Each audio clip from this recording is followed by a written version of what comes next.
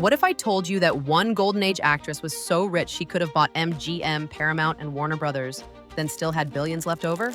While most stars were living paycheck to paycheck, a secret few were quietly rewriting the rules of wealth.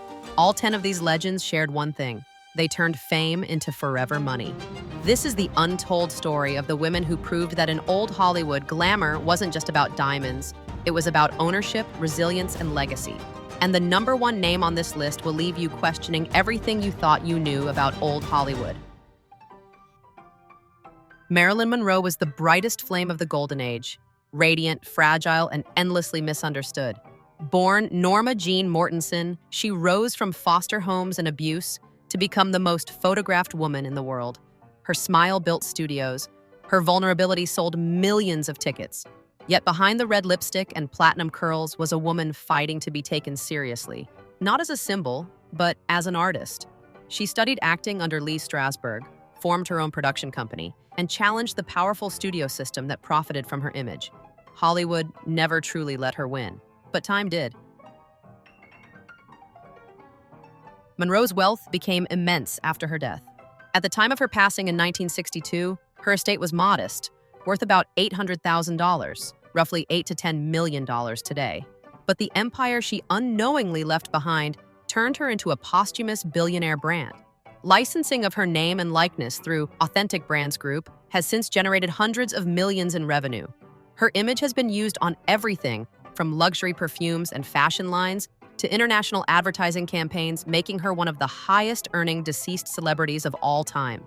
Today, her brand value is estimated near $200 million, and her estate continues to grow every year. Marilyn Monroe didn't live long enough to enjoy her fortune, but in death, she became the most valuable icon Hollywood ever produced.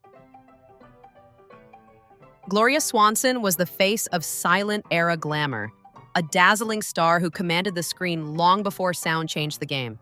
She became one of Hollywood's first millionaires, starring in over 80 films and earning astronomical salaries throughout the 1920s. Audiences adored her opulence, her style, and her commanding presence. But behind the extravagant costumes was a woman of extraordinary business instinct. Swanson didn't wait for producers to make her rich. She made herself her own boss, becoming one of the first female stars to produce her own films. And when her stardom waned, she didn't fade away. She reinvented herself with a legendary return in Sunset Boulevard, playing a haunting reflection of her own legacy. Swanson's wealth came from production ownership, real estate, and oil ventures. By working with United Artists, she took control of her projects and pocketed profits that would have otherwise gone to the studios. She invested her massive 1920s income into California oil fields and real estate at a time when few women had financial independence, securing long-term wealth. Her taste for luxury was matched by financial discipline. She diversified, reinvested, and never relied on Hollywood to sustain her. When she passed in 1983, her estate was worth about $10 million, around $30 million today. Gloria Swanson proved that behind every diamond, tiara, and silk gown was a mind sharp enough to turn fame into fortune. Katharine Hepburn was Hollywood's eternal rebel, a woman who refused to play by anyone's rules but her own. With her commanding voice, sharp wit, and unmatched intelligence, she redefined what it meant to be a leading lady. Over 7 decades, she starred in dozens of films and won 4 Academy Awards for Best Actress, a record that still stands. When studios labeled her box office poison in the 1930s, Hepburn didn't plead for work. She took control. She bought the film rights to The Philadelphia Story, sold them to MGM on her terms, and personally selected her co-stars. That comeback not only restored her career, but proved she could outthink Hollywood executives at their own game. Hepburn's fortune came from selective control, inherited wealth, and long-term assets. Born into a privileged Connecticut family, she had the confidence and resources to make bold career decisions. She turned her high earnings into real estate investments, especially her famous Old Saybrook waterfront estate, which had been in her family since 1913 and appreciated enormously over the decades. Hepburn lived simply, no luxury cars, no extravagant spending, and let her assets quietly grow. Her estate was valued at about $20 million, roughly $32 million today, when she passed in 2003. Katharine Hepburn didn't just play strong women, she was one, and she built her fortune by doing exactly what every studio told her not to. Joan Crawford was Hollywood's ultimate survivor, a woman who clawed her way from poverty and abuse to the top of an industry built to break women like her. Born Lucille Fay LeSueur, she reinvented herself from a poor Texas girl into one of MGM's most bankable stars. Her journey was a masterclass in reinvention. From silent films to talkies, from flapper to femme fatale, Crawford never let an era define her. When her career faltered, she staged one of the greatest comebacks in Hollywood history with Mildred Pierce, winning an Oscar and proving she could still command the screen. But Crawford's real genius lay not in acting. It lay in strategy. She didn't just play strong women, she became one. Crawford's fortune came from smart marriages, business savvy, and real estate. Her marriage to Pepsi-Cola CEO Alfred Steele gave her a seat at the corporate table, literally. After his death, she served on the Pepsi board of directors, traveling globally to promote the brand and shaping its international expansion.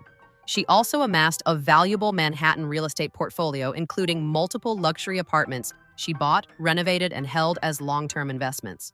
She maintained strict financial discipline and worked tirelessly long past the point when most actresses retired. When she passed in 1977, her estate was worth about $50 million, around $75 million today. Joan Crawford didn't just survive Hollywood, she conquered it, one calculated move at a time. Greta Garbo wasn't just a movie star. She was a mystery, a myth, and a millionaire who mastered the art of disappearing.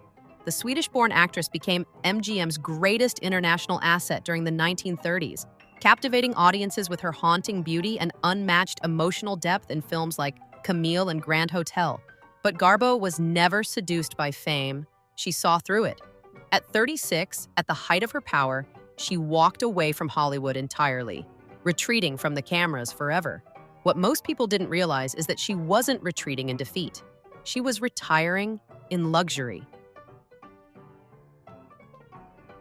Garbo's wealth was built through financial restraint and intelligent investing.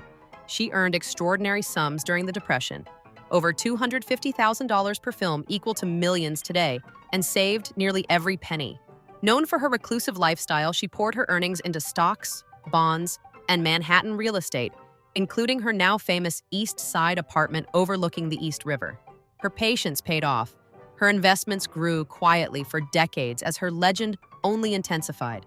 Garbo rarely spent lavishly, preferring solitude, security, and stability over spectacle. By the time she passed in 1990, her estate was worth roughly $55 million, about $120 million today. Greta Garbo didn't chase fame, she invested it, turning privacy itself into a priceless asset. Grace Kelly lived the kind of story even Hollywood couldn't script, an Oscar-winning actress who became a real-life princess.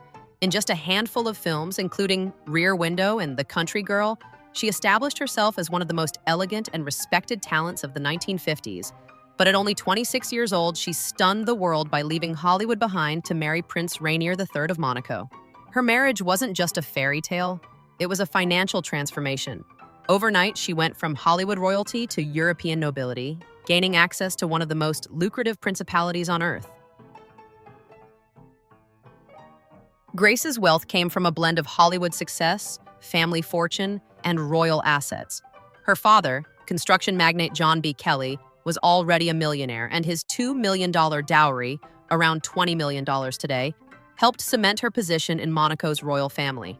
As Princess Grace, she became part of a dynasty supported by tax-free banking, luxury tourism, and Monte Carlo's casino revenue, an empire that generated immense wealth. Though her personal estate was around $40 million, roughly $120 million today, when she died, her connection to Monaco's holdings made her one of the richest women of her time. Grace Kelly's story remains a rare one, proof that sometimes the crown really does come with the kingdom. Gloria Vanderbilt was born into American royalty but became something far more rare, a woman who turned inheritance into innovation. As the great-great-granddaughter of railroad tycoon Cornelius Vanderbilt, she was one of the most famous heiresses in the world before she could even read. Her early years were marked by scandal, as she became the center of a 1930s custody battle that the press dubbed the trial of the century. Yet instead of becoming a passive socialite, Gloria used her name as a launchpad to build an empire of her own. She wasn't content to inherit wealth, she wanted to create it. Vanderbilt transformed her fortune through entrepreneurship and brand vision. After inheriting roughly $5 million, about $100 million today, she pioneered the concept of designer denim in the 1970s, launching Gloria Vanderbilt jeans, the first fashion line to put a celebrity's name on a mass-market product. The line became a global phenomenon, earning hundreds of millions in revenue and reshaping the fashion industry. She expanded her empire into home decor, fragrances, and publishing, proving that creativity and business could coexist beautifully. Her Manhattan real estate holdings appreciated dramatically over decades, further boosting her estate's value. When she passed in 2019, her fortune stood near $200 million, about $223 million today. Gloria Vanderbilt turned old money into modern enterprise and became the blueprint for every celebrity brand that followed. Mary Pickford wasn't just America's sweetheart. She was America's first movie mogul. With her golden curls and radiant smile, she became the face of silent cinema and one of the first international celebrities in history. But behind that delicate image was a mind sharper than any studio executives. In an era when women were rarely allowed in the boardroom, Pickford demanded ownership of her work, control over her image, and a share of the profits she helped generate. When she co-founded United Artists in 1919 alongside Charlie Chaplin, Douglas Fairbanks, and D.W. Griffith, she didn't just make history, she rewrote the economics of entertainment forever. Pickford's wealth came from creative control and business acumen by producing her own films. Pollyanna, Rebecca of Sunnybrook Farm, and The Poor Little Rich Girl. She earned not just star salaries, but studio profits. Her United Artists deal allowed her to distribute her own movies globally, multiplying her income many times over. She also invested heavily in real estate, including the legendary Pickfair estate, which became a symbol of Hollywood power and later appreciated massively in value. Beyond film, she diversified into cosmetics, real estate development, and global investments, amassing a fortune nearly unheard of for a woman in the early 20th century. At her peak, her wealth exceeded $40 million, roughly $800 million today. Mary Pickford didn't just star in Hollywood. She helped invent the modern movie business. Elizabeth Taylor wasn't just a movie legend. She was Hollywood's first billion-dollar brand. With her violet eyes and magnetic charisma, she reigned as one of the most famous women on Earth for over 5 decades. But behind the glamour and tabloid headlines was a fiercely intelligent businesswoman who understood the power of her own name. She made history in 1963 by becoming the first actor ever paid $1 million for a single role in Cleopatra, shattering Hollywood's salary ceiling. Yet her real wealth came not from the silver screen, but from how she leveraged her fame beyond it. Taylor wasn't waiting for paychecks. She was building empires. Taylor's fortune came from branding, business foresight, and asset strategy. In the 1980s, she launched Elizabeth Taylor fragrances, including White Diamonds, which became a global phenomenon, generating over $1 billion in sales. She co-created and marketed her perfumes personally, decades before celebrity licensing became an industry norm. Her financial portfolio included luxury real estate in Beverly Hills, Switzerland, and London, along with one of the world's most famous jewelry collections, later auctioned by Christie's for over $116 million. Taylor also used her fame for philanthropy, founding Amphar and proving her influence extended beyond wealth. When she passed in 2011, her estate was valued at around $600 million, roughly $800 million today. Elizabeth Taylor didn't just define Hollywood glamour, she monetized it better than anyone in history. Dina Merrill was the quiet titan of old Hollywood, the actress whose fortune dwarfed every star before or after her. While she appeared in over 100 films and television projects, including Operation Petticoat and Desk Set, Merrill was never driven by fame. She was born into a level of wealth that most of Hollywood couldn't even comprehend. The daughter of E.F. Hutton, founder of one of Wall Street's most powerful brokerage firms, and Marjorie Merriweather Post, heiress to the Post cereal and General Foods empire, Merrill's birthright was measured not in millions but in billions. Yet she didn't coast on inheritance. She used it with purpose, sophistication, and influence, blending business, art, and philanthropy into one extraordinary life. Merrill's fortune was rooted in industrial inheritance and financial stewardship. Her mother's empire, valued at $250 million in 1914, over $5 billion today, placed Dina among America's wealthiest families.